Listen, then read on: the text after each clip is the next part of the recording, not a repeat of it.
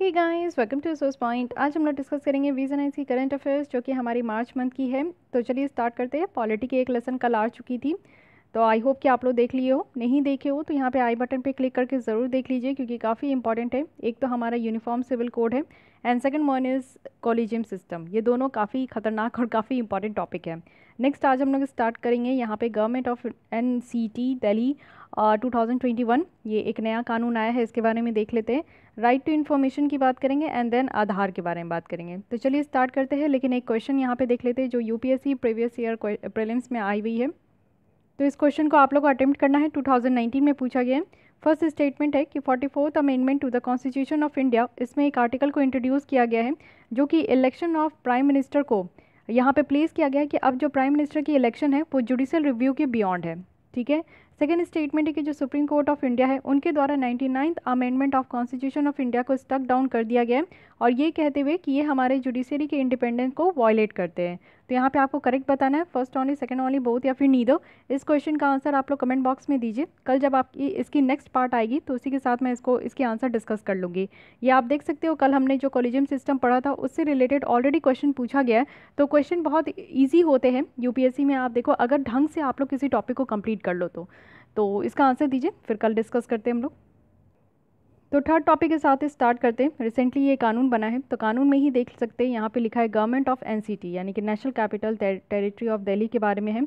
तो इस कानून में आप देखो कि इससे पहले जो 1991 का ये कानून था उसी को अमेंड किया गया है और कुछ सर्टेन पावर और रिस्पॉन्सिबिलिटी जो कि यहाँ पे लेजिस्लेटिव असेंबली और जो लेफ्टिनेंट गवर्नर होते हैं उनको यहाँ पे दिया गया है constitutional scheme of governance of NCT को लेकर। इट मीन्स कि इस कानून के तहत जो यहाँ पे LG है उनकी, क्योंकि यूनियन टेरिटरी में आपको LG देखने को मिलेंगे और स्टेट में गवर्नर होते हैं, तो ये जो लेफ्टिनेंट गवर्नर है उनकी पावर को यहाँ पे बढ़ाया गया और साथ ही साथ लेजिस्लेटिव असेंबली की भी पावर को बढ़ाया गया। अब इस कानून के आने से सबसे बड़ी जो बुरी यहाँ पे चिंता की जनक बन गए थे वो थे यहाँ पे केजरीवाल जी। केजरीवाल जी हर बार आप देखते हो कि बोलते रहते हैं कि दिल्ली को स्टेटहुड का दर्जा दीजिए, दिल्ली के पास पुलिस और पुलिस की यहाँ पे पावर नहीं है, दिल्ली गवर्नमेंट को पुलिस पावर होनी चाहिए। तो वो आए दिन आप देखते हो कि कुछ ना कुछ उनकी डिमांड रहती है। अब इस तरीके के कानून आने से उनकी यहाँ पे प्रॉब्लम और बढ़ चुकी है। तो देखिए इससे क्या होगा कि हमारा जो लेजिस्लेचर और जो एग्जीक्यूटिव है उसके बीच में जो रिलेशन है वो और ज़्यादा बेटर हो पाएगा।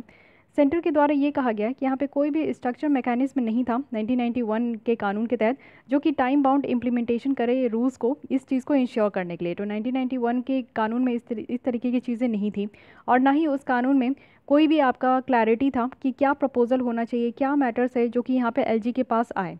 साथ ही सेंटर के द्वारा ये भी कहा गया है कि ये जो अमेंडमेंट है इससे क्या होगा कि जो भी यहाँ पे ऑनरेबल सुप्रीम कोर्ट के द्वारा इंटरप्रिटेशन दिया जा रहा है उसकी इफेक्ट को देखते हुए, और ये हमारा जो गवर्नमेंट है NCT of Delhi versus union of India 2018, इसी के तहत आप देखो कि हमारे जो सरकार है यहाँ पे दिल्ली गवर्नमेंट है और साथ ही साथ यहाँ पे सुप्रीम कोर्ट के द्वारा जो भी यहाँ पे इंटरप्रिटेशन दिया गया है उस चीज़ को यहाँ पे आगे चल के बेटर तरीके से इम्प्लीमेंट किया जाएगा और अमेंड भी इसीलिए किया गया है। ठीक है। तो ये चीज़ देखते हुए इसको अमेंड किया गया है। NCT of Delhi versus union of India 2018 का ये केस है जिसके तहत सुप्रीम कोर्ट के द्वारा भी ये कहा गया था कि क्लियरिटी होना चाहिए कि LG के पास किस तरीके की प्रपोजल आएगा और किस तरीके के मैटर को LG देखेंगे। तो इसी को देखते हुए अमेंड कर दिया गया और LG के पास अब ये पावर है। ठीक है।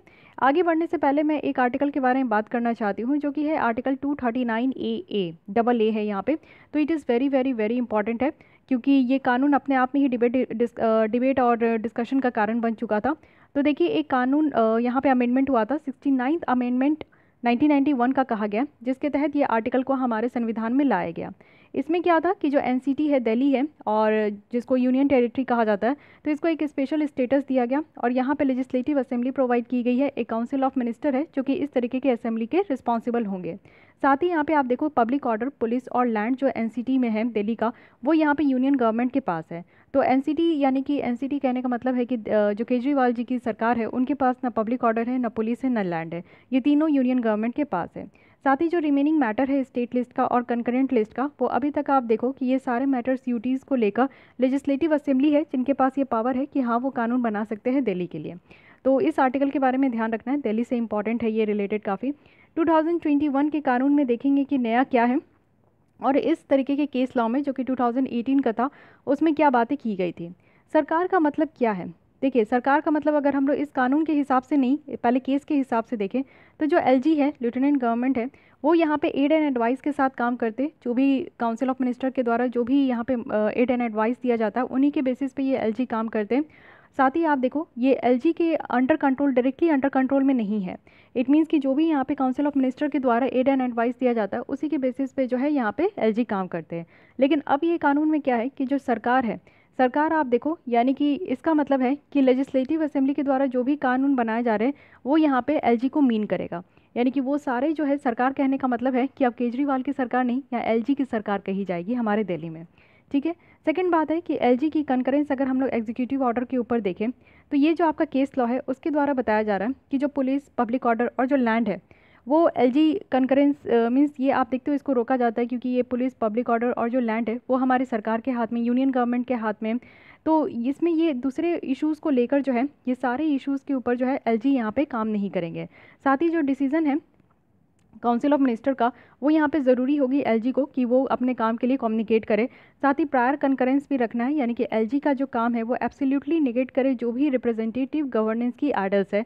और जो डेमोक्रेसी है, यानी कि जो दिल्ली में जिस तरीके से काम चल रहा है under article 239 A double A के तहत, तो उसी के तहत यहाँ पे एलजी को भी काम करना है। लेकिन अब इस कानून में बातें की गई है कि एलजी की ओपिनियन जो है वो लिया जाएगा जब कोई भी एग्जीक्यूटिव ऑर्डर या कोई भी एग्जीक्यूटिव एक्शंस लानी है। तो पहले एलजी का यहाँ पे ऑर्डर ओपिनियन नहीं लिया जाता था, बट अब एलजी की ओपिनियन लेने की बात की गई है।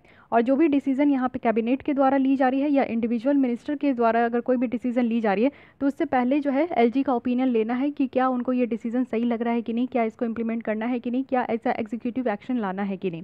तो आप ये दोनों में देख लिए कि क्या कहा जा रहा है कि एलजी के पास, सरकार तो अब एलजी को कहा जा रहा है, और दूसरा चीज़ है कि एलजी के ओपिनियन को भी यहाँ पे ज़्यादा प्रायोरिटी दी जा रही है। थर्ड, अगर हम लोग देखें इलेक्टेड गवर्नमेंट रूल मेकिंग, कि इलेक्टेड गवर्नमेंट है तो रूल मेकिंग की बात की जा रही है। तो पहले तो कुछ नहीं था इस केस लॉस में, लेकिन इस कानून में बताया जा रहा है कि जो लेजिस्लेटिव असेंबली है वो यहाँ पे कोई भी रूल नहीं बनाएंगे जिससे कि वो खुद ही अनेबल हो, और जो कमिटीज़ है वो इस मैटर को डे टू डे एडमिनिस्ट्रेशन में वो यहाँ पे देखेंगे कि हाँ किस तरीके से जो रूल बनाया जा रहा है सरकार के द्वारा क्या वो यहाँ पे काम हो रहा है कि नहीं। कोई भी रूल अगर यहाँ पे कॉन्ट्रवेंशन ऑफ दिस प्रोविजन के द्वारा बनाया गया है बिफोर द कमेंसमेंट ऑफ ये, तो ये वॉइड माना जाएगा, यानी कि शून्य माना जाएगा। मान लीजिए कि कोई भी कानून जो है इसका 2021 के पहले बनाया गया है, तो उसमें अगर एलजी की डिसीजन, एलजी की ओपिनियन नहीं ली गई है तो वो सारे कानून जो है वो शून्य माने जाएंगे, जीरो माने जाएंगे। अब इसमें ये तो नहीं बताया गया है कि किस तरीके के कानून को जीरो माने जाएंगे, बट हाँ यही है कि जहाँ पे इंपॉर्टेंस हो, यानी कि एलजी का जहाँ पे आज की डेट में इंपॉर्टेंस देखने को मिल रहा है, जिस तरीके के कानून में उनकी ओपिनियन की ज़रूरत है, मे बी रिलेटेड उस तरीके के टॉपिक की जो कानून होगी ना वो आगे चलकर जो है आपका वॉइड माना जाएगा। फोर्थ पॉइंट अगर देखें, LG assent to bill passed by the legislative assembly, तो देखिए लेजिस्लेटिव असेंबली से जो बिल पास हो रहा है उसमें एलजी की क्या यहाँ पे पावर है। तो एलजी यहाँ पे कोई भी बिल को यहाँ पे असेंट नहीं देंगे, यानी हामी नहीं देंगे या फिर पास नहीं करेंगे प्रेसिडेंट को किसी भी बिल को कंसीडर करने के लिए जो भी उस मैटर को लेकर जो कि यहाँ पे लेजिस्लेटिव असेंबली के पावर से बाहर है। ठीक है। साथ ही जो लेजिस्लेटिव यहाँ पे आपका लेफ्टिनेंट गवर्नर है उनके पास पावर है कि वो कोई भी मैटर को रेफर कर सकते जिसमें कि डिसएग्रीमेंट देखने को मिला है, यानी कि अगर इलेक्टेड गवर्नमेंट के साथ डिसएग्रीमेंट देखने को मिल रहा है तो फिर उनके पास पावर है कि किसी भी मैटर को वो यहाँ पे जो है प्रेसिडेंट को दे सकते हैं अंडर आर्टिकल 239 ए सब क्लॉज 4। ठीक है। तो ये चीज़ ध्यान रखिए कि जो इलेक्टेड गवर्नमेंट है जैसे केजरीवाल जी है, तो उनके अगर किसी भी तरीके का कानून के साथ किसी भी मैटर में अगर बहस हो जाता है, उनके साथ डिसएग्रीमेंट हो जाती है, तब एलजी क्या करेंगे, उनके पास इस केस में पावर है कि हाँ वो प्रेसिडेंट को जो है बिल पास कर देंगे कि वो इनके बारे इस बिल के ऊपर वो अपना कंसिडरेशन दे। ठीक है। तो ये भी बाकायदा हमारे संविधान में ही कहा गया। लेकिन ऐसा नहीं है कि लेजिस्लेटिव असेंबली के जो भी पव्यू में जो भी पावर है उन सारे मैटर्स को लेकर जो कि लेजिस्लेटिव असेंबली के तहत नहीं है, मैटर जो लेजिस्लेटिव असेंबली के पावर के बाहर है, उन सारे मैटर्स को लेकर एलजी जो है कोई भी बिल को ना प्रेसिडेंट को पास करेंगे ना उसमें हामी देंगे। ठीक है। तो ये चार बात है जो कि आपको ध्यान रखना है इस कानून के तहत दिया गया कि सरकार का क्या मतलब होता है। सरकार का मतलब होता है एलजी। एलजी की अगर कंकरेंस देखें तो एलजी अपनी ओपिनियन देंगे, यानी कि कोई भी एग्जीक्यूटिव एक्शन लेने से पहले एलजी की ओपिनियन अब यहाँ पे मैटर करेगा। साथ ही इलेक्टेड जो गवर्नमेंट है उसकी रूल मेकिंग कहा जा रहा है कि जो पहले अगर इस तरीके के प्रोविजन से कॉन्ट्रावीन हो जाए तो उस तरीके के रूल जो है इस कानून के बाद वाइड माने जाएंगे। और एलजी की एसेंट क्या है, तो एलजी की जो एसेंट दे सकते हैं वो तभी दे सकते हैं जब यहाँ पे इलेक्टेड गवर्नमेंट के साथ डिसएग्रीमेंट हो जाए। तो अब आते हैं हम लोग देखते हैं कि evolution of administration of Delhi government कैसे निकल कर आया। तो 1950 में क्या था कि दिल्ली को यहाँ पे पार्ट सी में रखा गया और एज ए स्टेट यानी कि राज्य बनाया गया था। तो देखिए जब हमारा देश आज़ाद हुआ था 1947 में, तो उस समय हमारे देश में आप देखो कि प्रोविंसेस थे 500 से ज़्यादा। प्रोविंसेस कहने का मतलब जो आज के डेट में आप राज्य देख रहे हो ना, वो पहले प्रोविंसेस कहते थे। फिर क्या हुआ कि धीरे धीरे जो है प्रोविंसेस को स्टेट में कन्वर्ट किया गया और स्टार्टिंग में हमारे देश में 14 स्टेट थे और वो भी हमारे 4 पार्ट में डिवाइडेड थे, यानी कि ए बी सी डी। अब यहाँ पे जो दिल्ली को था वो दिल्ली भी स्टेट जैसा ही कंसिडर किया जाता था, वो भी सी पार्ट में, ठीक है। 1 साल के बाद क्या हुआ कि यहाँ पे लेजिस्लेटिव असेंबली बन गया और इसी के साथ यहाँ पे इलेक्टेड सीएम भी आ गए। फिर 1956 में क्या हुआ, 1956 में आप देखो स्टेट रीऑर्गेनाइजेशन एक्ट आया था, जिसमें दिल्ली को यूनियन टेरिटरी बनाया गया और ये कहा गया कि प्रेसिडेंट के द्वारा अपॉइंटेड जो एडमिनिस्ट्रेटर होंगे वो दिल्ली को चलाएंगे, ठीक है। 1966 में क्या हुआ कि दिल्ली एडमिनिस्ट्रेशन एक्ट 1966 आया, जिसमें ये कहा गया कि दिल्ली में आप देखो कि मेट्रोपॉलिटन काउंसिल के थ्रू दिल्ली में एक रिप्रेजेंटेटिव यानी कि लिमिटेड रिप्रेजेंटेटिव गवर्नमेंट होंगे, यानी कि जो सरकार होगी दिल्ली में उसमें लिमिटेड पावर उनको दिया जाएगा। लास्टली 1991 में क्या हुआ कि ये कानून पास हुआ और 69 कॉन्स्टिट्यूशनल अमेंडमेंट एक्ट आया, जो कि उस समय बालाकृष्णन कमेटी रिपोर्ट के रिकमेंडेशन के थ्रू ही यहाँ पे आपका सारा काम किया गया और ये जो कानून था ये 1991 में पास हो गया। इसी के बेसिस में हमारे दिल्ली में काम चल रहा था, लेकिन अब जाकर आप देखो कि 2021 में यानी कि 30 साल के बाद फिर इसको अमेंडमेंट किया गया और यहाँ पे जो हमेशा टसल होता था कि एलजी का क्या पावर है, चीफ मिनिस्टर का क्या पावर है, तो यहाँ पे चीफ मिनिस्टर की पावर को घटाकर एलजी का पावर को बढ़ा दिया गया है, ठीक है। अब इस कानून से क्या इशू निकल कर आ रहा है, यही इशू निकल कर आ रहा है कि एलजी को बहुत ज़्यादा पावर दे दिया गया है। इट मीन्स ये कहा जा रहा है कि एलजी जो कि आप देखते हो कि प्रेसिडेंट के द्वारा ही डायरेक्ट इलेक्ट होकर आते हैं, इट मीन्स कि सेंट्रलाइजेशन हो गई पावर की। जो भी यहाँ पे सेंट्रल गवर्नमेंट के द्वारा यहाँ पे बताया जाएगा वही वैसे ही एलजी जो है वो अपने डिसीजन लेंगे। इट मीन्स कि यहाँ पे सेंट्रलाइजेशन ऑफ पावर हो गया। रियल पावर आप देखोगे कि इस कानून के द्वारा जो है एलजी के पास ज़्यादा है, जो कि नॉमिनेटेड है, और हमारे जो रिप्रेजेंटेटिव गवर्नमेंट है जो कि इलेक्ट होकर आए हैं, जनता के द्वारा चुन कर आए हैं, उनके पास पावर कम है। सेकंड बात की जा रही है कि जो रिप्रेजेंटेटिव फॉर्म ऑफ गवर्नमेंट है उसको अंडरमाइन किया जा रहा है। एलजी जो कि आप देखो कि ये सरकार होंगे और नो ऑब्लिगेशन है, यानी कि कोई भी मतलब कि जो भी लॉ यहाँ पे पास होगा असेंबली के तहत, तो उसमें आप देखो कि नो ऑब्लिगेशंस होगा इम्प्लीमेंट करने का, और ये उसी डायरेक्शन में चलते जाएगा जैसा कि यहाँ पे आप देखो कि होना नहीं चाहिए, उस हिसाब से आपका आगे बढ़ते जाएगा। यानी कि जो रिप्रेजेंटेटिव फॉर्म ऑफ गवर्नमेंट है उसके बेसिस पे यहाँ पे काम नहीं होगा, ये नॉमिनेटेड फॉर्म ऑफ गवर्नमेंट के बेसिस पे काम होगा। साथ ही कोऑपरेटिव फेडरलिज्म के अगेंस्ट है। कोऑपरेटिव फेडरलिज्म कहने का क्या मतलब है कि एक साथ मिलकर काम करना, कोऑपरेट करना, सेंट्रल गवर्नमेंट और स्टेट गवर्नमेंट एक साथ मिलकर जो एक दूसरे को कोऑपरेट करेंगे तभी आगे बढ़ेंगे। बट यहाँ पे आप देखो एलजी को पावर दे देने से क्या हो गया कि सेंट्रल गवर्नमेंट जो है अपनी पावर को मजबूत कर लिए, स्टेट गवर्नमेंट के पास तो कोई पावर ही नहीं रह गया। तो ये तो हमारे कोऑपरेटिव जो फेडरलिज्म है उसके फंडे के अगेंस्ट में आपको देखने को मिलेगा। साथ ही हमारे जो सुप्रीम कोर्ट का वर्डिक्ट है उसके भी अगेंस्ट में people's union for civil liberty है। इस केस में ये कहा गया था सुप्रीम कोर्ट के द्वारा कि लेजिस्लेचर के पास ऐसा कोई पावर नहीं होगा कि वो कोर्ट के डिसीजन को निगेट करेंगे। साथ ही साथ आप देखो ये सिर्फ जो बेसिस है ना उसको चेंज कर सकते, और किस डिसीज़न में, जो भी यहाँ पे कोर्ट के द्वारा डिसीज़न लिया गया है या फिर एक जनरल कानून बनाया गया है उसी के बेसिस पे। तो आप देखो कि यहाँ पे सुप्रीम कोर्ट ऑलरेडी कह चुके हैं कि जो कोर्ट का डिसीज़न है ना उसको नेगोशिएट करने का कोई भी पावर नहीं है लेजिस्लेचर के पास। लेजिस्लेचर के पास खाली बेसिस को चेंज करना है कि किस बेसिस पे ये डिसीज़न लिया गया है और क्या जनरल लॉ है। चलिए ठीक है। साथ ही आप देखो लेजिस्लेटिव मिस एडवेंचर है, यानी कि जो इलेक्टेड गवर्नमेंट है दिल्ली के, वो यहाँ पे अल्टीमेटली जो है वेट करेंगे एलजी की ओपिनियन का कि एलजी क्या बोल रहे हैं, किसी भी मैटर को लेकर उनका क्या डिसीजन है, उसके बाद ही केजरीवाल के पास ये पावर है कि उसको इम्प्लीमेंट करेंगे। तो ये बात हो गया। साथ ही hasty passage of the act है, ये कानून को इतना आनन फानन में ही पास किया गया है, कोई भी तरीके का आप देखो कि इसको सेलेक्ट कमेटी के पास भी रेफर नहीं किया गया। ऐसे इस बार आप देखो कि बहुत सारे ऐसे कानून हैं जो कि हम लोग पिछले कई महीनों से इस चीज़ के बारे में पढ़ रहे हैं कि ना ही पार्लियामेंट्री स्टैंडिंग कमेटी के पास गया, ना ही सेलेक्ट कमेटी के पास गया। बहुत सारी जो कानून है उसको ऐसे ही पास कर, बिल जो है उसको ऐसे ही पास करा दिया गया। तो ये भी एक यहाँ पे बात की जा रही है, ये भी एक कंसर्न की इशू है। साथ ही वे फॉरवर्ड में कहा जा रहा है कि कंसेंसस बेस्ड अप्रोच होना चाहिए, यानी कि इस कानून में आप देखो कि एक सेलेक्ट कमेटी को ये आपका रेफर करना चाहिए और उसके बाद इसको हानन फानन में तो बिल्कुल पास नहीं करना चाहिए, जैसे फार्म बिल्स भी ऑलरेडी किया गया है और जिसके चक्कर में जो फार्मर्स है वो आज की भी डेट में अभी प्रोटेस्ट कर रहे हैं। तो ये चीज़ें कही जा रही है। साथ ही हमें दिल्ली के लिए जो है ना एक मिक्स्ड बैलेंस लेकर चलने की ज़रूरत है।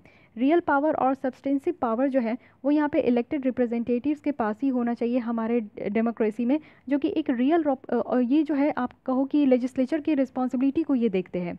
एक मिक्स्ड बैलेंस कहने का मतलब है, यानी कि आप देखो कि दिल्ली का जो स्पेशल स्टेटस है और जो फंडामेंटल कंसर्न है as a Delhi being a national capital, तो उसके बीच में एक बैलेंस होना चाहिए। साथ ही डेमोक्रेटिक और जो अदर प्रिंसिपल है उसको भी अपहोल्ड करके चलना है। इट मीन्स कि जो पार्टिसिपेटिव डेमोक्रेसी की जो प्रिंसिपल है उसको एकदम से इस कानून में अपहोल्ड होना चाहिए। कोऑपरेटिव जो फेडरलिज्म है, कलेक्टिव रिस्पॉन्सिबिलिटीज़ है, तो ये तीन ऐसी प्रिंसिपल है जिसका ये हनन होते हुए दिख रहा है। इस कानून में ये तीनों बातें आपको नहीं देखने को मिलेगी। सो ये बातें कही जा रही है कि कोई भी कानून हो तो वो कोऑपरेटिव फेडरलिज्म हो, उसमें डेमोक्रेसी की बात की जा रही है, तो वो सारी चीज़ भी यहाँ पे कमी देखने को मिल रही है। लेकिन फिर भी यहाँ पे कहा जा रहा है कि इस कानून से क्या फ़ायदा है। चलिए फ़ायदा देख लेते हैं। हर चीज़ की नुकसान होती है तो कहीं ना कहीं कुछ फ़ायदा होता है। तो देखिए इससे क्या होगा ना कि सिंक्रोनाइजेशन हो पाएगा। जो यूनियन गवर्नमेंट है और जो यहाँ पे government of NCT of Delhi है, इनके बीच में कहा जा रहा है कि एक अच्छा कंप्लीट सिंक्रोनाइज हो पाएगा। अब यहाँ पे कोई भी लेजिस्लेटिव मैटर में आपको इंक्रोचमेंट देखने को नहीं मिलेगा, यानी कि लेजिस्लेटिव मैटर में कोई भी कानून बनने के लिए जो यहाँ पे प्रक्रिया होती है उसमें अब कोई रोक टोक नहीं देखने को मिलेगा। सारा काम स्मूथली चलेगा।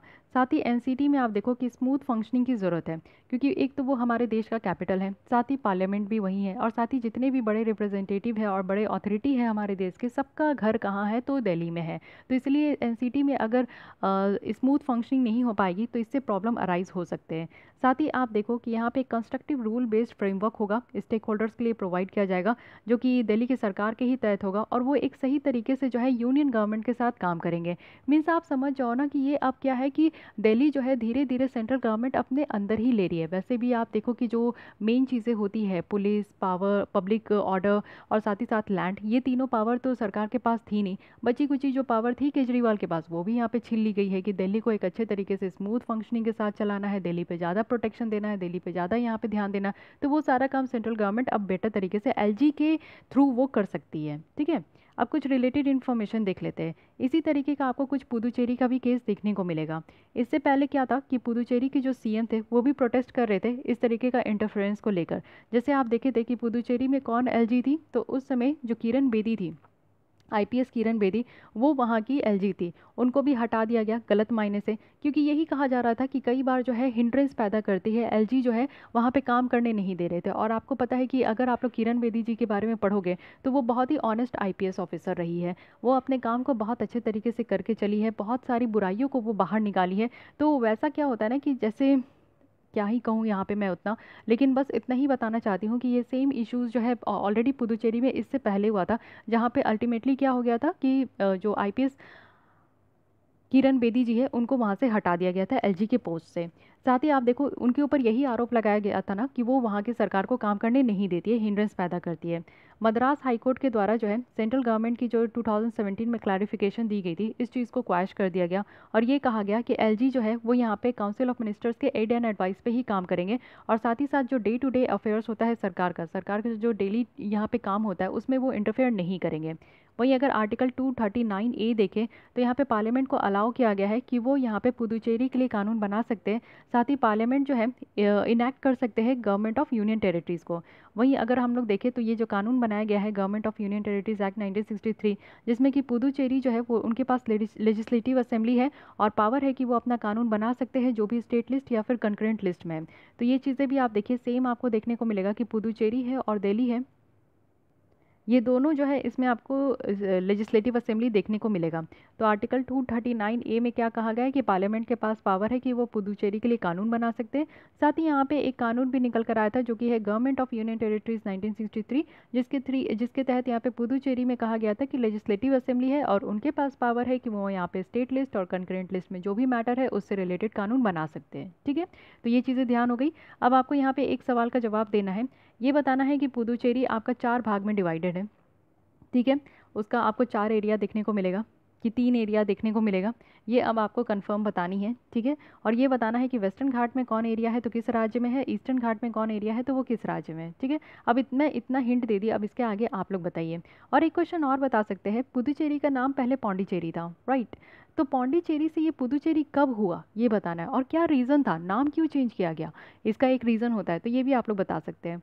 तो ये पूरी आर्टिकल के बारे में रही। आइए फिर से हम लोग यहाँ पे देख लेते हैं, समराइज़ कर लेते हैं कि क्या बात है। तो प्लीज़ यहाँ पे आर्टिकल 239A जो है वो पुदुचेरी को यहाँ पुदुचेरी के बारे में है, और 239 यहाँ पे अगर आपका डबल A हो गया तो ये दिल्ली के बारे में है। ठीक है, तो ये दोनों आर्टिकल से आपको कंफ्यूज नहीं होना है। तो सबसे पहले ये नया कानून आया है जो कि है government of national capital territory of Delhi amendment act 2021। इस कानून के तहत आप देखो कि इसको पहले 1991 का था, उसको रिप्लेस करके उसको अमेंड करके यहाँ पे लाया गया है। दोनों के बीच में हम लोग जो है डिफरेंस देख लिए कि इस बार जो है क्या क्या यहाँ पे चेंजेस की गई है। इट मीन्स कि एलजी को ज़्यादा पावर दे दिया गया है। एवोल्यूशन देख लिए 1950s में ये पार्ट सी में था। ये भी आपसे छोटी छोटी जो इन्फॉर्मेशन है वो आपसे पूछ लिया जा सकता है। एक स्टेटमेंट आपका दे दिया जाएगा और कहा जाएगा कि ये पार्ट बी में था, तो अगेन ये इनकरेक्ट हो गया। 69 जो कॉन्स्टिट्यूशनल अमेंडमेंट एक्ट है इसके बारे में ध्यान रखना है। ये रिपोर्ट आपका बहुत इंपॉर्टेंट है, बालाकृष्णन कमेटी रिपोर्ट, ये भी आपसे पूछा जा सकता है। साथ ही साथ आपसे ये भी पूछा जा सकता है कि स्टेट रीऑर्गेनाइजेशन के तहत कब ये हुआ था। 1956 में हुआ था, जब यहाँ पे दिल्ली को स्टेट से यूटी में कन्वर्ट कर दिया गया था। ठीक है, अब यहाँ पे इश्यूज़ क्या क्या है, तो एलजी को ज़्यादा पावर दे दिया गया। हमारी जो रिप्रेजेंटेटिव फॉर्म ऑफ गवर्नमेंट है इसको अंडरमाइन किया जा रहा है। कोऑपरेटिव फेडरलिज्म के अगेंस्ट में है, यहाँ पे सुप्रीम कोर्ट के वर्डिक्ट के अगेंस्ट में है। साथ ही हानन फानन में ये पास किया गया है और साथ ही लेजिस्लेटिव मिस एडवेंचर है। तो ये सारी बातें आपने देख ली। अब आते हैं नेक्स्ट हम लोग यहाँ पे एक आर्टिकल में जो कि है राइट टू इन्फॉर्मेशन। तो राइट टू इन्फॉर्मेशन के बारे में बात करते हैं। अभी ये न्यूज़ में क्यों है ये समझते हैं। सेंट्रल इन्फॉर्मेशन कमीशन यानी कि CIC, इनके द्वारा अभी एक रिपोर्ट रिलीज़ की गई है जिसको एनुअल रिपोर्ट भी कह सकते हैं। एक साल की रिपोर्ट है जिसमें पब्लिक अथॉरिटीज़ यानी कि 2000 से ज़्यादा जो पब्लिक अथॉरिटीज़ हैं उनको कवर किया गया है, सेंट्रल गवर्नमेंट और साथ ही साथ यूनियन टेरिटरीज़ के। तो इनके बारे में हम लोग बात करेंगे कि ये कितना इन्फॉर्मेशन दे रहे हैं, किस तरीके से ये काम कर रहे हैं। तो RTI है यानी कि राइट टू इन्फॉर्मेशन है। लोगों को अगर आपको किसी भी तरीके का इन्फॉर्मेशन चाहिए तो ये राइट टू इन्फॉर्मेशन के तहत ये एक 2005 का कानून है जिसके तहत आपको इन्फॉर्मेशन देने की बात की गई है कि हमारे जनता को पता होना चाहिए कि हमारी सरकार किस तरीके से काम कर रहे हैं। तो एक हाईलाइट है, देख लेते हैं कि एक साल का यहाँ पे क्या बातें बताई गई है। बोला जा रहा है कि प्रोग्रेसिव रिडक्शन देखने को मिला है रिजेक्शन का, यानी कि आप देखते हो कि जितना भी RTI आप फाइल करते हो कि आपको इस क्वेश्चन का आंसर चाहिए तो वो रिजेक्ट भी हो जाता है वहाँ पे। तो ये जो रिजेक्शन रेट है ना वो एप्लीकेशन का देखने को मिला है कि चलिए 4.3% से ये कम हुआ है, जो कि लोएस्ट रिजेक्शन परसेंटेज आज के डेट में देखने को मिल रहा है, which is a good point.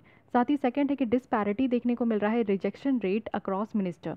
अगर रिजेक्शन रेट देखें तो ये आपका 20% तक कम हुआ था 2014-15 में। अब ये आपका देखने को मिलेगा कि मिनिस्ट्री ऑफ फाइनेंस का 12% तक रिजेक्शन है। तो फाइनेंस मिनिस्ट्री के पास जो यहाँ पे जितने भी RTI के थ्रू जो क्वेश्चन जाते थे वो अगर इनकी रिजेक्शन देखें तो ये रिजेक्शन जो है इनका बहुत कम हो गया है। वहीं अगर हम लोग देखें तो मिनिस्ट्री ऑफ होम अफेयर्स का तो इनका रिजेक्शन बढ़ गया है, उल्टा हो गया है कि 13% से ये जो है 20% तक चला गया है। तो रिजेक्शन करने का जो यहाँ पे मिनिस्ट्रीज टू मिनिस्ट्री यहाँ पे आप देखोगे तो वो भी डिफर कर रहा है।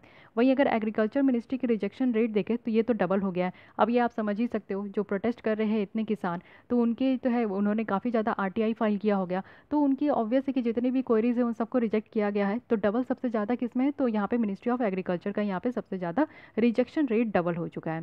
साथ ही बात की जा रही है कि रिजेक्शन जो दूसरे कैटेगरी के अंदर है ना वो बढ़ चुका है। इट मीन्स कि क्या कहने का मतलब है, तो 39% जो रिजेक्शन है इसमें आप देखो वैलिड रीज़न ही नहीं है, यानी कि रिजेक्ट कर दिया आपके फॉर्म लेकिन फिर भी आपको नहीं बताएंगे। एक बताना होता है यहाँ पे CIC के तहत जो है आपको बताना होता है कि अगर पब्लिक का आप ये क्वेश्चन को अगर रिजेक्ट कर रहे हो, उसका आंसर नहीं दे रहे हो तो क्यों नहीं आंसर दे रहे हो, ये भली बात ही रीज़न बताना पड़ता है, बट कोई वैलिड रीज़न देखने को नहीं मिल रहा है। साथ ही साथ आप देखो तो यहाँ पे 33% तक इंक्रीज़ हुआ है। अगर हम लोग यहाँ पे देखें तो नंबर ऑफ जो फर्स्ट अपील और सेकंड अपील है वो भी यहाँ पे इंक्रीज़ हो गया है। टोटल अगर आप देखोगे तो 1.5 लाख के करीब यहाँ पे फर्स्ट अपील है जो कि 2019-20 में फाइल किया गया था। वहीं 2014-15 में देखें तो ये जो नंबर था ये आपका 1,10,000 था।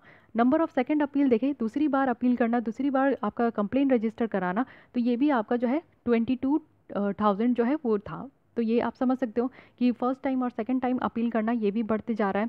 फर्स्ट अपील जो है वो यूजुअली फाइल किया जाता है अनसेटिस्फैक्ट्री रिस्पांस में।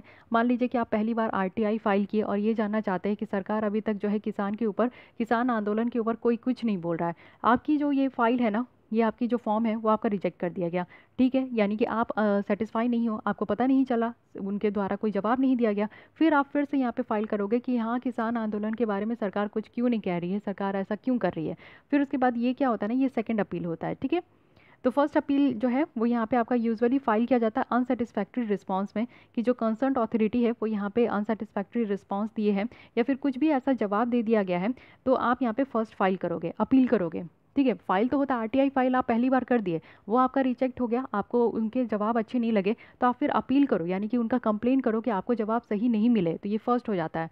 और अगर आपका इन्फॉर्मेशन सीकर जो है सेकंड अपील फाइल कर देता है CIC के सामने, अगेंस्ट जो यहाँ पे फर्स्ट एपलेट अथॉरिटी है, तो वो यहाँ पे सेटिस्फाई नहीं होगा या फिर उनको किसी भी तरीके का जवाब ही नहीं दिया गया होगा, और वो भी स्पेसिफाइड टाइम में।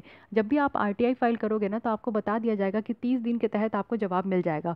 30 दिन के तहत आपको जवाब मिल जाता है। अगर उस जवाब से आप सेटिस्फाई नहीं हो तो फर्स्ट आप लोग यहाँ पे अपील कर सकते हो, और सेटिस्फाई नहीं भी हो और साथ ही साथ आपको यहाँ पे 60 दिन लगे जवाब देने से, तो आप तो पहला तो यहाँ पे फाइल कर चुके होंगे, अपील कर चुके होंगे, कंप्लेन कर चुके होंगे, तो आप दूसरा भी 60 दिन के बाद कर सकते हैं कि नहीं, हमको जवाब टाइम पे नहीं मिला और सही जवाब नहीं मिला। ठीक है, अब देखते हैं कि आरटीआई को इम्प्लीमेंट करने में इतना हर्डल क्यों है। तो सबसे पहली बात है कि लो पब्लिक अवेयरनेस, लोगों के पास अवेयरनेस ही नहीं है। अगर हम लोग पीडब्ल्यूसी की स्टडी के अकॉर्डिंग देखें तो ऐसा कहा जाता है कि सिर्फ 15% जो रिस्पॉन्डेंट है ना, उनको पता होता है आरटीआई एक्ट के बारे में, और अवेयरनेस लेवल अगर हम लोग अपने देश में देखें तो बहुत कम है, जो कि डिसएडवांटेज कम्युनिटीज़ में होता है, जैसे विमेन को लेकर, ग्रामीण क्षेत्र के पॉपुलेशन को लेकर, कुछ हमारे जो बैकवर्ड सोसाइटी है जैसे ओबीसी हो गया, एससी एसटी कैटेगरी हो गया। तो ये सारे कुछ कैटेगरी है, ये सारे कुछ ऐसे लोग हैं जिनको पता ही नहीं होता है कि हाँ, उनको भी अधिकार है कि वो सरकार से जवाब मांग सकते हैं। ठीक है, तो सबसे पहली बात तो ये है।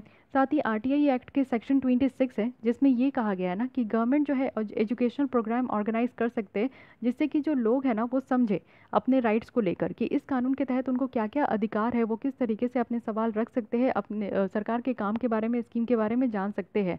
तो ये चीज़ें कही गई है, इस कानून के तहत भी यही प्रोविज़न है कि हाँ, पब्लिक जनरल अवेयरनेस बढ़ानी चाहिए। साथ ही हमारा आर्टिकल जो 21 है और आर्टिकल 19(1) सब क्लॉज ए है, इसके तहत ये भी कहा गया है कि सिटीजन ऑफ इंडिया को गारंटी करना है कि उनको हर एक चीज़ जानने का अधिकार है, वो भी पब्लिक फंक्शनरीज़ के थ्रू। तो ये भी बात कही गई है, बाकायदा हमारे फंडामेंटल राइट्स में भी दी गई है कि हमें जानने का अधिकार है, तभी लोग यहाँ पे जाते हैं और आरटीआई फाइल करते हैं। ठीक है, तो सबसे पहली प्रॉब्लम यही है कि आरटीआई सही से इम्प्लीमेंट नहीं हो पा रहा है, क्योंकि हमारे देश के लोगों को इस तरीके का अवेयरनेस ही नहीं है। साथ ही आप देखो कंस्ट्रेंट भी फेस किया जाता है एप्लीकेशन फाइल करने में, जिसमें आप देखो कि यूज़र गाइडेंस जो है उसकी अवेलेबल नहीं है। अगर कोई इन्फॉर्मेशन आप चाहते हो तो आपको गाइड करने वाला कोई नहीं है, और साथ ही स्टैंडर्ड एप्लीकेशन फॉर्म भी अवेलेबल नहीं है। तो ये दो प्रॉब्लम है। साथ ही नॉन फ्रेंडली एटीट्यूड है। जो पब्लिक इन्फॉर्मेशन ऑफिसर होते हैं ना, ये पीआईओ होते हैं। बेसिकली आप जब यहाँ पे आरटीआई फाइल करोगे तो सबसे पहले आपको जिससे भेंट करना है, आपको जिससे मिलना है, आपको जो इन्फॉर्मेशन देंगे, उनको हम लोग पब्लिक इन्फॉर्मेशन ऑफिसर कहते हैं। तो इनका एटीट्यूड जो है वो नॉन फ्रेंडली होता है। साथ ही इनएडिक्वेट एफर्ट्स देखने को मिलता है, जिससे कि यहाँ पे एप्लीकेशन रिसीव किया जाए, वो भी इलेक्ट्रॉनिक मीन्स से। यानी कि ऐसा कोई प्रोविज़न भी नहीं है कि ऑनलाइन भी ऐसा कर दे जिससे कि लोग जो है ना घर बैठे अपनी शिकायत दर्ज करें और उसको जो है यहाँ पे उनकी शिकायत का जवाब भी मिल जाए। तो इसका मतलब क्या होता है कि वो लोग सही तरीके से एफर्ट्स भी नहीं लगाना चाहते। साथ ही आप देखो कि और प्रॉब्लम क्या है, तो पुअर क्वालिटी ऑफ इन्फॉर्मेशन है। जो भी इन्फॉर्मेशन प्रोवाइड किया जाता है ना, उसकी क्वालिटी बहुत ही ख़राब है। लैक ऑफ इंफ्रास्ट्रक्चर है, एडुकेट प्रोसेस ऐसा है नहीं जो कि बेटर तरीके से यहाँ पे सारी डेटा को एक जगह कंपाइल कर सके। साथ ही कंस्ट्रेंट फेस किया जाता है, यानी कि रिकॉर्ड को इंस्पेक्शन करने में भी। इस कानून के तहत जो है इन्फॉर्मेशन को यहाँ पे आपका प्रोवाइड किया जाता है, फॉर्म जो भी रिक्वेस्ट किया जा रहा है, तो फॉर्म जो रिक्वेस्ट किया जा रहा है तो वो पब्लिक अथॉरिटी की जो रिसोर्सेज है ना, उसी में आपको देखने को मिलेगा। इट मीन्स कि ये कहा जा रहा है कि एक अच्छा खासा जो है रिकॉर्ड का इंस्पेक्शन भी सही तरीके से नहीं हो पाता है कि हाँ, कितने लोग जो है यहाँ पे आरटीआई फाइल किए, उनको कितना को जवाब मिला, टाइम पे मिला कि नहीं मिला। ये बहुत सारी चीज़ होती है जो कि यहाँ पे देखना होता है। तो डेटा भी सही तरीके से अवेलेबल नहीं हो पाता, सॉरी, और सही तरीके से अरेंज भी नहीं हो पाता। इसके कारण आपको देखने को मिलेगा कि डेटा के या फिर रिकॉर्ड के इंस्पेक्शन में भी इनको बहुत ज़्यादा प्रॉब्लम फेस करना होता है। साथ ही फेल्योर है कि वो इन्फॉर्मेशन प्रोवाइड करे, वो भी 30 डेज़ के तहत। ये तो यहाँ पे कानून के तहत मैंडेट किया गया है कि आप अगर यहाँ पे फाइल करोगे तो 30 दिन के तहत जो है आपको जवाब मिल जाएगा। बट ये लोग ऐसा करते नहीं है। सरकार का काम इतना जल्दी हो जाए क्या, ऐसा होता है क्या? नहीं होता है। लैक ऑफ अनेबलिंग इंफ्रास्ट्रक्चर है, इंफ्रास्ट्रक्चर है ही नहीं, उनके पास प्रॉपर कंप्यूटर नहीं है, स्कैनर नहीं है, इंटरनेट कनेक्टिविटी नहीं होती है, फ़ोटो कॉपीज़ नहीं होते हैं, जिसके कारण जो है वो सही समय पर आपको जवाब नहीं दे पाते हैं। साथ ही इनएडुकेट ट्रेंड पीआईओ है, जो पब्लिक इन्फॉर्मेशन ऑफिसर होते हैं, उनको सही तरीके से ट्रेन नहीं किया जाता है। फर्स्ट एपलेट अथॉरिटी, उनको सही तरीके से ट्रेंड नहीं किया जाता है। लैक ऑफ आपको इन डेप्थ अंडरस्टैंडिंग देखने को मिलेगा। एक्चुअली उन्हीं को नहीं पता है कि किस तरीके से जवाब देना है, कैसे काम करना है, तो फिर आपको क्या उनसे क्या मिलेगा। साथ ही लैक ऑफ अवेयरनेस है की जजमेंट का, कि बहुत सारे जो जजमेंट आए हैं उनके बारे में भी इनको नहीं पता होता है। तो ट्रेनिंग की कमी देखने को मिलती है। इतने अच्छे जो है ट्रेंड पीआईओज नहीं होते, जिसके कारण जो है ये काम इतना सही तरीके से नहीं हो पा रहा है। जो ट्रेनिंग देने की बात की जाती जाती है पीआईओ की, ये एक बिग चैलेंज है आज की भी डेट में, क्योंकि ह्यूज नंबर ऑफ पीआईओ है जिनको ट्रेन करना है, फ्रीक्वेंट ट्रांसफ़र करना होता है, ह्यूज कंस्टेंट है यानी कि रुकावट है, ट्रेनिंग रिसोर्सेज जो है वो सही तरीके से अवेलेबल नहीं है। तो ये सारी कुछ ऐसी प्रॉब्लम है जिसके कारण आपको देखने को मिलेगा कि पीआईओज़ को जो है ना ट्रेनिंग प्रॉपर नहीं दी जाती है। So these are the problems. अब यहाँ पे देखते हैं कि क्या स्टेप्स लिया गया है जिससे कि हम लोग ये सारे हर्डल से बाहर निकल सके। तो सबसे पहली बात की गई है कि यूज़र फ्रेंडली एप्लीकेशन प्रोसेस रखा गया है। अप्रोप्रिएट गवर्नमेंट है और पब्लिक अथॉरिटीज़ है, उनको ज़रूरत है कि वो सही तरीके से डिज़ाइन करें आरटीआई की प्रोसेस को, और ये चीज़ें ध्यान में रखते हुए कि हमारी देश की जनता को कितना ज्ञान है और कितना अवेयरनेस है। सेकंड है कि डिजिटल टेक्नोलॉजी का यूज़ बढ़ाया गया है, जो रिकॉर्ड्स है अब उसको कैटलॉग किया जा रहा है और इस तरीके से इस मैनर में इसको इंडेक्स किया जा रहा है कि पूरी इंटायर डेटा जो है वो सेंट्रलाइज सिस्टम के साथ ये अवेलेबल हो और एडवांस टेक्नोलॉजी को यूज़ करें जैसे कि बिग डेटा वगैरह। तो बिग डेटा मीन्स डेटा को बहुत ही बेहतरीन तरीके से अरेंज किया जाए। साथ ही इंफ्रास्ट्रक्चर में इन्वेस्ट करने की ज़रूरत है। जो एआरसी की रिपोर्ट है ना, उसमें ये मेंशन किया गया है कि जो हमारी सरकार है उनको 1% अपने फ़ंड का, जो फ्लैगशिप प्रोग्राम है ना उनके पूरे का आपको देखने को मिलेगा कि 1% जो फंड का है उनको 5 साल की पीरियड में जो है वो एलोकेट करना चाहिए इंफ्रास्ट्रक्चर जो भी ज़रूरत है उसके लिए। इंफ्रास्ट्रक्चर कहने का मतलब है कि अच्छी सी स्कैनर हो, प्रिंटर हो, फोटो कॉपियर्स हो, कंप्यूटर्स हो, जो कि सब यहाँ पे अवेलेबल होना चाहिए। साथ ही एक्सटर्नल एजेंसी की भी ज़रूरत है ट्रेनिंग के लिए। एक अच्छा खासा ट्रेनिंग प्रोवाइड करने की ज़रूरत है, क्योंकि बिना ट्रेनिंग के इतने पीआईओज़ को हैंडल कर पाना और साथ ही साथ और भी काम होता है तो वो सारा काम सही से नहीं हो पाएगा। तो ट्रेनिंग जो है वो यहाँ पे एक प्राइमरी बेसिस पे होनी चाहिए, तो उसकी ज़रूरत है, तो उसको एक सही तरीके से यहाँ पे प्रोवाइड करना चाहिए। Okay, so these are the steps है जो कि हम लोग ले सकते हैं जिससे कि हर्डल्स ओवरकम हो सके। अब ये जो आरटीआई अमेंडमेंट एक्ट 2019 में आया है तो इसके बारे में देख लेते हैं। पहले का ये है आरटीआई एक्ट 2005, उसके बाद ये अमेंड करके लाया है 2019 का। तो इसके बारे में देखते हैं। पहले देखते हैं कि यहाँ पे टर्म कितना था, तो ये डिफरेंस आपका हो जाएगा। ये है आपका 2005 का और ये है 2009 का 19 का। एक सेकेंड, ये हम लोग बात करेंगे 2005 की और ये बात करेंगे 2009 की, ठीक है, 19 की, सॉरी। तो टर्म कितना था, तो यहाँ पे सीआईसी यानी कि चीफ इन्फॉर्मेशन कमिश्नर और जो इन्फॉर्मेशन कमिश्नर है उनका यहाँ पे टेन्योर 5 ईयर्स था, बट नाउ इसको चेंज कर दिया गया है। अब यहाँ पे सेंटर के द्वारा नोटिफाई किया जाएगा सारे इन्फॉर्मेशन कमिश्नर का, वो भी स्टेट और सेंट्रल लेवल में, कि उनकी टेन्योर कितनी होगी, यानी कि सेंट्रल गवर्नमेंट बताएंगे कि उनको कितने साल तक काम करना है। अब कोई फिक्स टेन्योर है नहीं, ये पहले था। तो पहले की लक्ष्मीकांत आपके पास होगी तो उसमें आप लोग ये फिक्स टेन्योर पढ़ते होंगे फॉर 5 ईयर्स, बट अब ये चेंज हो चुका है, ठीक है। क्वांटम ऑफ सैलरी की अगर बात करें तो पहले क्या था कि सीआईसी जो है उनको सीईसी चीफ इलेक्शन कमिश्नर के जैसा ही पे किया जाता था। सेंट्रल के जो आईसी थे, इंफॉर्मेशन कमिश्नर थे, उनको यहाँ पे स्टेट जो सीआईसी थे उनके इक्विवेलेंट, और साथ ही साथ आप देखो कि यहाँ पे इलेक्शन कमिश्नर की इक्विवेलेंट थी, ठीक है।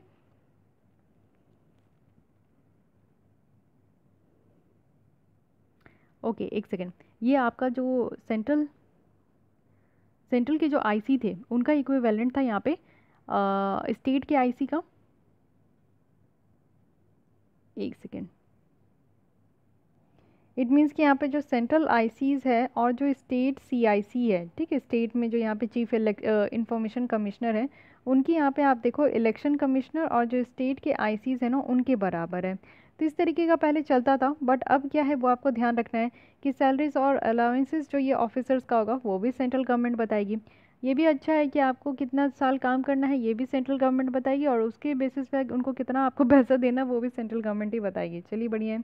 सैलरी में अगर डिटेक्शन की बात करें कि हाँ सैलरी कैसे कम करना है, तो पहले के कानून में क्या था कि कुछ जो इस तरीके के ऑफिशियल है जो कि पेंशन रिसीव कर रहे हैं या कुछ और उनको रिटायरमेंट के बाद बेनिफिट मिल रहा है, तो उनकी सैलरीज को रिड्यूस किया जाएगा उतना अमाउंट जितना उनको पेंशन दिया जाएगा।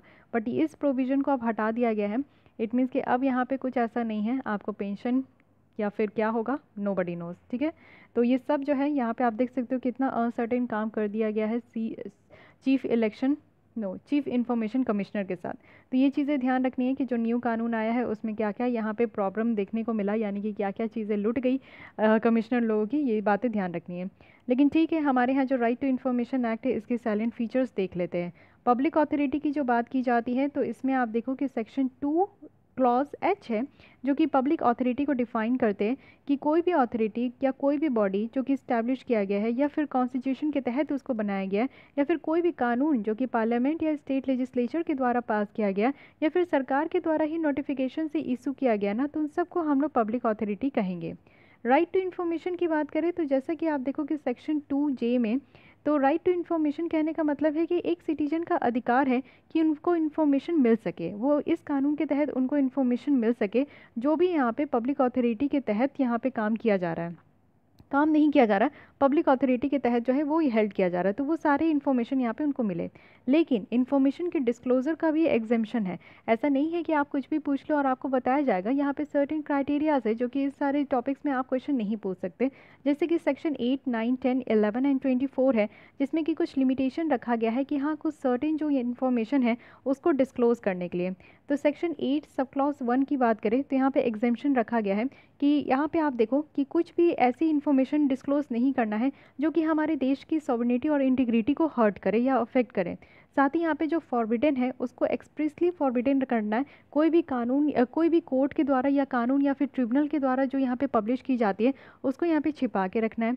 साथ ही डिस्क्लोजर जो है वो यहाँ पे अगर इससे जो प्रिविलेजेस है पार्लियामेंट की या स्टेट लेजिस्लेचर की अगर वो ब्रीच हो रही है तो ऐसी जो इन्फॉर्मेशन है वो नहीं देनी है। कमर्शियल कॉन्फिडेंस वाली जो बातें हैं जैसे कि व्यापार से लेकर सीक्रेट है या कोई इंटेलेक्चुअल प्रॉपर्टी के बारे में अगर कोई यहाँ पे इन्फॉर्मेशन है तो वो सारी इन्फॉर्मेशन को लीक नहीं करना है।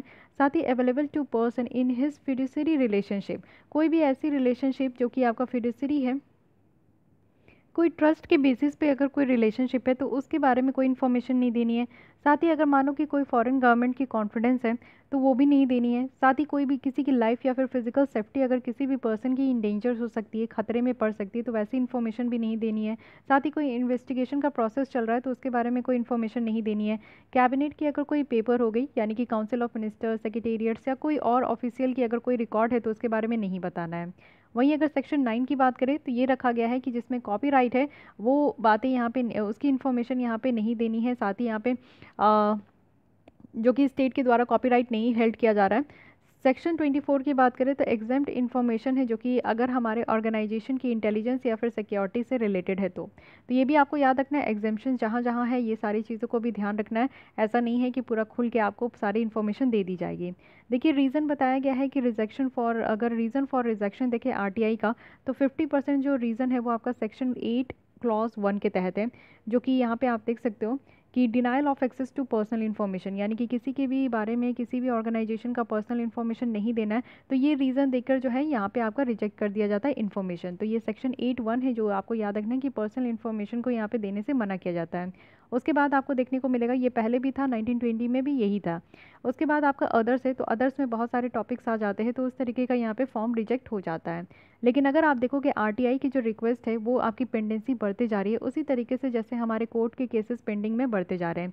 तो 2015-16 में जहाँ ये आपका इतना आंकड़ा था वहीं आज के डेट में आप देख सकते हो कि कितना ज़्यादा आंकड़ा बढ़ चुका है। तो यही बात है कि यहाँ पे हमारी जो आरटीआई रिक्वेस्ट है वो बढ़ती ही जा रही है क्योंकि डे बाय डे लोग अवेयर होते जा रहे हैं और इस बार जो सरकार के काम है ना उससे काफ़ी ज़्यादा आपको अनस्टेबिलिटी देखने को मिलती है। तो काफ़ी ज़्यादा रोष है हमारे सिटीजन्स के तहत अंदर, और बहुत ही ज़्यादा ये आप देखोगे कि हाँ अनरेस्ट भी है जिसके कारण लोग जानना भी चाहते हैं कि एक्चुअली सरकार इतना हनन फानन में सारी चीज़ों को क्यों लेकर आ रही है। So this is all about this in topic की जो कि है राइट टू इन्फॉर्मेशन, जिसमें कि मेनली हम लोग यहाँ पे एक रिपोर्ट के हाईलाइट के बारे में देखें कि जो यहाँ पे रिजेक्शन देखने को मिल रही है, यानी कि रिजेक्शन तो हुआ है यहाँ पे एप्लीकेशन का तो वो कम होते गया, लेकिन मिनिस्ट्रीज लेवल में आप देखो तो ये बढ़ते भी गया है घटते भी गया है। साथ ही अदर कैटेगरीज में तो बहुत सारे बढ़ चुके हैं। साथ ही अगर हम लोग देखें तो नंबर ऑफ जो फर्स्ट अपील और सेकंड अपील है ये भी बढ़ते गया है।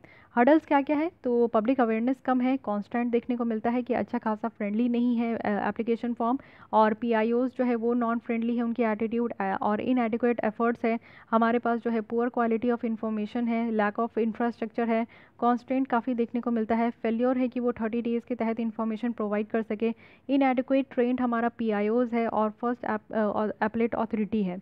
क्या क्या स्टेप्स लेना चाहिए, तो सबसे पहले यूज़र फ्रेंडली एप्लीकेशन हो, साथ ही डिजिटल टेक्नोलॉजी का हम लोग यूज़ करें, इन्वेस्टमेंट करना है, खर्चे करेंगे तभी जाकर ज़्यादा से ज़्यादा इंफ्रास्ट्रक्चर क्रिएट कर पाएंगे, और एक्सटर्नल एजेंसी की ज़रूरत है जिससे कि हम अपने पीआईओज को यहाँ पे ट्रेन कर सकें।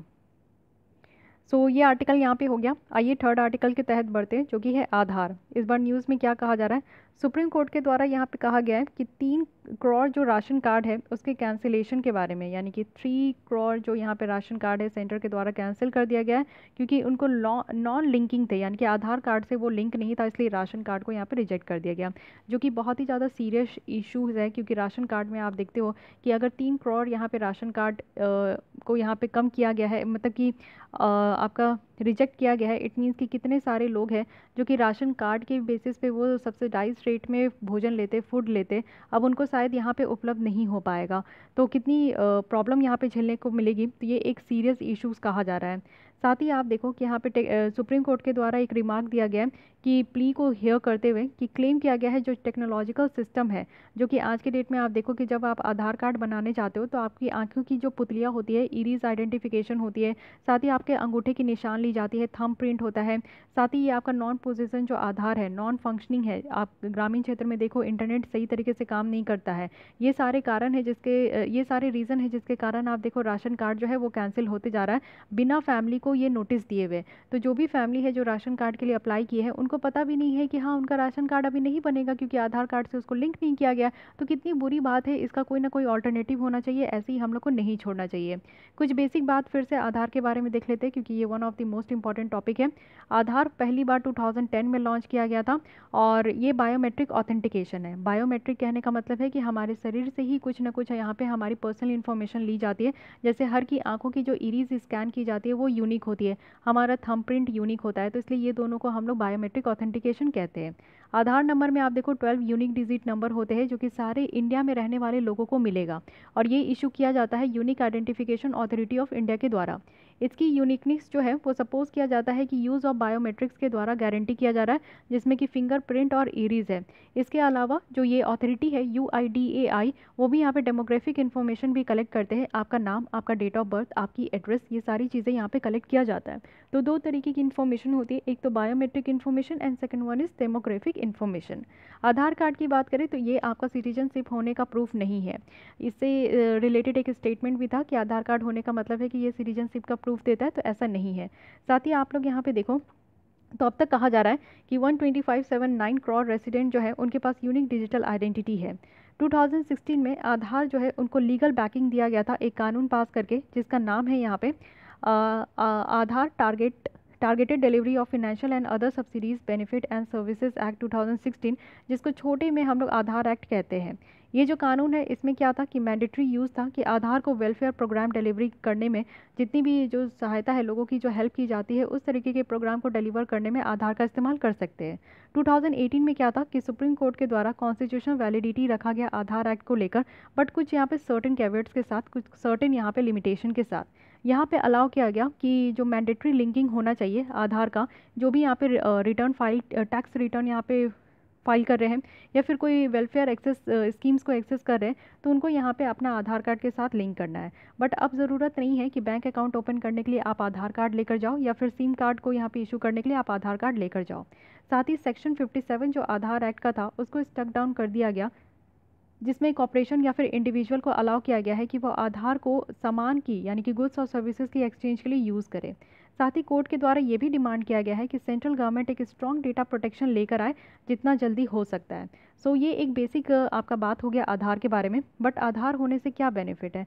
आधार होने से आप देखो कि फिनेंशियल इंक्लूजन की बात की जा रही है कि आपके पास आधार कार्ड है तो ये एक ऑथोरिटी आपको देता है, एक प्रूफ है कि हाँ आप इंडिया में रहने वाले लोग हैं, लेकिन आप सिटीजनशिप हो ये प्रूफ नहीं देता है। आज की डेट में आप देखो आधार एक बेसिक बन गया है, आप कुछ भी करते हो तो उसके बेसिस में आप आधार अगर दिखा देते हो तो सही रहता है। एक फिनेंशियल इंक्लूजन भी है।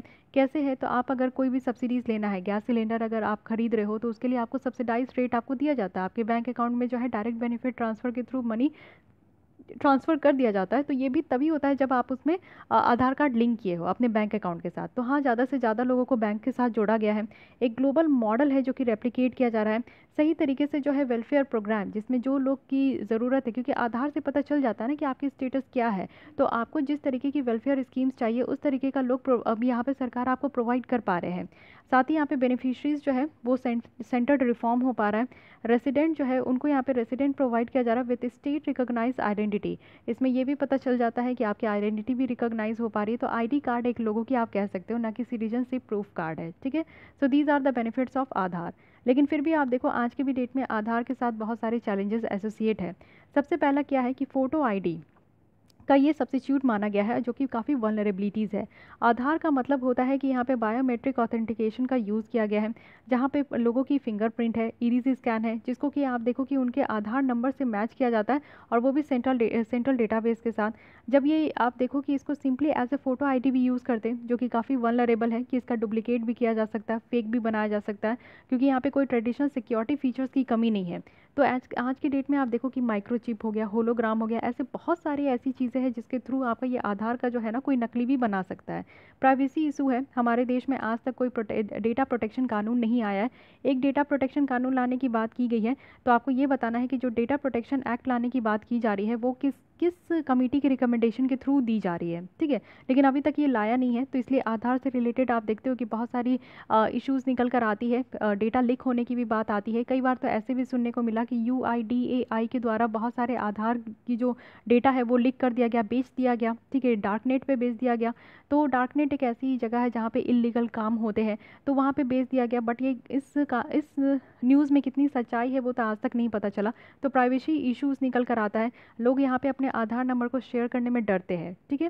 साथ ही नेशनल सिक्योरिटी का भी थ्रेट है, क्योंकि आप यहाँ पे देखो कि बांग्लादेशी जो सिटीजन्स हैं वो यहाँ पे इंडियन पासपोर्ट भी होल्ड करते हैं, वो भी आधार के ही थ्रू। तो ये आधार जो है काफ़ी मैंडेटरी हो गया है, जो भी रिटर्न टैक्स फाइल कर रहे हैं सारे ऑफिशियल्स के लिए। तो वो एक सिक्योरिटी एजेंसीज़ है हमारे इंडिया में, जैसे कि IB हो गए, रिसर्च एंड एनालिसिस विंग है, जैसे कि आपका रॉ है। तो इन सबको अपने आप ही जो है आधार के तहत ये रजिस्टर कराना होता है। तो मे भी आप देख सकते हो कि जो इनके पास काफ़ी एक्सट्रीम अच्छा खासा एक अलग सा डेटा होता है, जो कि ये रॉ एजेंट जो IB के होते हैं। तो मे भी ऐसा हो सकता है कि कुछ ऐसी भी डिटेल्स इनके बारे में पता चल जाए जिससे कि हमारे नेशनल सिक्योरिटी के ऊपर थ्रेट हो। साथ ही डिनायल ऑफ सर्विसेज, बहुत सारे मार्जिनलाइज्ड को मैंडेटरी आधार करने से क्या होता है कि जो जेन्युइन बेनिफिशरीज है शायद वो यहाँ से बाहर हो चुके हैं, कि उनको वेलफेयर प्रोग्राम का लाभ नहीं मिल रहा है। क्योंकि आप देखो कि हमारे गाँव में कितने ऐसे लोग हैं जिनको आधार के बारे में पता होता है, पता भी होता है, सुने भी होंगे ना। तो बहुत ऐसे बुजुर्ग लोग हैं, बहुत ऐसे बेसहारा लोग हैं ना, जिनको ये नहीं पता होता कि आधार बनाना कहाँ है, बनाना कैसे, तो वो छूट जाते हैं। उनको नहीं कुछ पता होता है कि आधार बनाने से ही उनको जो है ना ये राशन कार्ड से लिंक करने पे ही उनके घर में राशन आएगा। तो ये सारी चीज़ें हमारे देश में अभी भी ग्रामीण क्षेत्र में लोगों को नहीं पता है, जिसके कारण आप देखो कि जो जेन्युइन लोग होते हैं, जिनको सच में यहाँ पे अनाज जो है सब्सिडाइज रेट में लेना चाहिए, उनको चाहिए, वो डिमांड कर रहे हैं, उनकी ज़रूरत है, वो नहीं ले पाते जस्ट बिकॉज क्योंकि इस आधार को जो है ना इतना बड़ा इशू बनाया गया है। और इस आधार को जो है कहा गया है कि हर एक चीज़ से कॉमन वेलफेयर अगर आपको स्कीम लेना है, चाहे आपको LPG सिलेंडर लेनी है, या फिर खाना लेना है, या फिर बच्चों को स्कूल में पढ़ाना है, तो इन सारी चीज़ों के लिए आपको आधार की ज़रूरत होगी। तो ये नहीं हो पा रहा है। जैसे आप फॉर एग्जांपल देखो, एक झारखंड में 2017 में एक स्टडी कंडक्ट कराया गया था, और यहाँ पे वहाँ पे एक आपको ये देखने को मिला था कि एक बच्ची जो है ना 4 दिन से भूखी थी और भूख के कारण वो मर गई। 2017 की ये कहानी है। एक रिपोर्ट ये दिखाया है ना कि हमारा जो आधार है, जिसको कहा जाता है कि राशन कार्ड से लिंक करेंगे तभी उनके घर में सस्ते दाम में जो फूड ग्रेन्स आता है वो आ पाएगा, वो नहीं आ पाया, और बच्ची जो है फूड के इंतज़ार में, भोजन के इंतज़ार में 4 दिन के बाद जो है भूख से मर गई। तो ये कितना दर्दनाक ये आपको देखने को मिलता है कि ये सारी चीज़ें हैं। अभी जो मैं आपसे पूछी हूँ ना कि डेटा प्रोटेक्शन कानून के लिए कौन सी यहाँ पे कमिटीज़ है, तो उसका नाम जल्दी से बताइए, क्योंकि आगे अब मैं रिवील करने वाली हूँ, ठीक है। तो अभी पॉज करके कमेंट बॉक्स में आप लोग नाम लिखिए, देखते हैं कितना याद है। आप लोग खुद को भी टेस्ट करते रहिए ना, अभी आप लोग टेस्ट कर लीजिए, जिससे क्या होगा कि जब UPSC आपको टेस्ट करेगा या फिर स्टेट PCS आपको टेस्ट करेगा तो आप उसमें पास हो जाओगे, ठीक है। वे अहेड में बताया गया है कि लेजिस्लेटिव रिफॉर्म की बहुत ज़्यादा ज़रूरत है। जैसे कि सुप्रीम कोर्ट का जो यहाँ पे केस है, justice KS Puttaswamy versus union of India का, तो इसमें राइट टू प्राइवेसी को एक फंडामेंटल राइट तो बना दिया गया। प्रोटेक्शन हमें आर्टिकल 21 जो हमारे संविधान में है उसके तहत दे दिया गया। ये एक लेजिस्लेटिव रिफॉर्म है जो कि बहुत ज़्यादा ज़रूरी था किसी भी इंडिविजुअल को प्राइवेसी को मेंटेन करने के लिए। बट उसी के साथ आप देखो कि नेशनल सिक्योरिटी पे एक ह्यूज यहाँ पे बियरिंग हो चुका है। जैसे कि हमारे यहाँ जो है पर्सनल डेटा प्रोटेक्शन बिल 2019, यहाँ पे जो रिकमेंडेशन दिया गया था वो जस्टिस BN श्री कृष्णा के द्वारा दी गई है, ये कमेटी के द्वारा, जो कि आज तक इम्प्लीमेंट नहीं हुआ है। साथ ही आधार एक्ट जो 2016 है उसको भी अमेंड करने की बात की जा रही है, तो वो भी आज तक नहीं हो पाया। तो ये बहुत ज़्यादा ज़रूरी है कि जो 2 कानून है उसे हम लोग को यहाँ पे जल्दी से जल्दी लाने की ज़रूरत है। साथ ही यहाँ पे जो घोस्ट आधार कार्ड है उसके साथ डील करना है। हमें ज़रूरत है कि हम लोग क्वालिटी कंट्रोल यहाँ पे कर सके इन्फॉर्मेशन का, जो भी सेंट्रल आइडेंटिटीज़ डेटा रिपोजिटरी जो है वो मेंटेन की जा रही है UIDAI के द्वारा। साथ ही ऑल्टरनेटिव आइडेंटिफिकेशन भी होना चाहिए। ऐसा नहीं है कि आधार को ही यहाँ पे लिंक करना है, जिसके पास आधार नहीं है वो अपना किसी और आइडेंटिटी को लिंक कर सकते हैं। आधार एंड अदर लॉज एक्ट 2019 है, जिसमें ये प्रोविज़न है कि जो डिनाइल ऑफ सर्विस है ना, सर्विस देने से मना कर देना जस्ट बिकॉज क्योंकि आपके पास आधार नहीं है, तो इस चीज़ को अब यहाँ पे ख़त्म किया जाएगा। जो सेंट्रल और स्टेट गवर्नमेंट है उनको एक ऑल्टरनेटिव आइडेंटिफिकेशन देने की यहाँ पे परमिशन दे दी गई है। साथ ही आधार को जो है ना, इसके इस्तेमाल को और ज़्यादा आसान बनाना है। तो हम यहाँ पे बिल्कुल ज़रूरत नहीं है कि डबल डाउन करें अनफिनिश्ड एजेंडा का, और आधार को जो है हर किसी के पास होना चाहिए। तो आधार के यूज़ को हमें एकदम आसान बनाना है, और ये तभी हो पाएगा जब इसका कोई ऑल्टरनेटिव होगा, जब इसकी पूरी मास नंबर पर, जब सारे लोगों के पास, हमारे देश में जितने लोग हैं उन सब के पास जब तक आधार नहीं होगा तब तक हम लोग इसको जो है एकदम मैंडेटरी नहीं कर सकते। So these are the things जो आपको पता होना चाहिए। तो यहाँ पे आधार के बारे में हमेशा देखने को मिलता है। आप देखो आधार जहाँ पे ये ज़रूरत है और कहाँ पे ये ज़रूरत नहीं है। तो आधार आपको ज़रूरत है अगर आप वेलफेयर स्कीम ले रहे हो, जैसे कि PDS पब्लिक डिस्ट्रीब्यूशन स्कीम के अंदर आप सस्ते दाम पे अगर फूड ग्रेन्स ले रहे हो, तो LPG सिलेंडर ले रहे हो, तो मनरेगा के तहत आपको 100 डेज़ की गारंटीड जॉब दी जा रही है, तब यहाँ पे जो है आपको आधार देने की ज़रूरत है। IT रिटर्न कर रहे हैं तो आधार देना है, पैन कार्ड के साथ लिंक करना है। साथ ही बैंक अकाउंट ओपन करने के लिए ज़रूरत नहीं है, सिम कार्ड इशू करने के लिए ज़रूरत नहीं है, प्राइवेट कंपनीज़ में आपको जाने के लिए ज़रूरत नहीं है, स्कूल में एडमिशन लेने के लिए ज़रूरत नहीं है, नीट UGC CBSE की कोई भी एग्ज़ाम दे रहे हैं तो उसमें आधार की ज़रूरत नहीं है। ठीक है, तो ये चीज़ें ध्यान रखनी है। तो यहाँ पे पूरा डिटेल हम लोग ने आधार के बारे में देखा है। बेनिफिट क्या है आधार के बारे में वो भी मैं बता दी, चैलेंजेस क्या है वो भी हम लोग देख लिए, और इसका क्या सोल्यूशन है वो भी हम लोग देख लिए। ओके, सो गाइज आज के लिए बस इतना ही रखते हैं। 3 आर्टिकल एनफ है आज के लिए। कल हम लोग स्टार्ट करेंगे local reservation in private sector. तो आई होप कि आपको ये सारे लेसन्स अच्छे लग रहे होंगे, समझ में आ रहा होगा। अगर अच्छे लगते हैं, हेल्पफुल लगते हैं, तो उसके लिए लाइक कीजिए, जिससे मुझे मोटिवेशन मिलता है।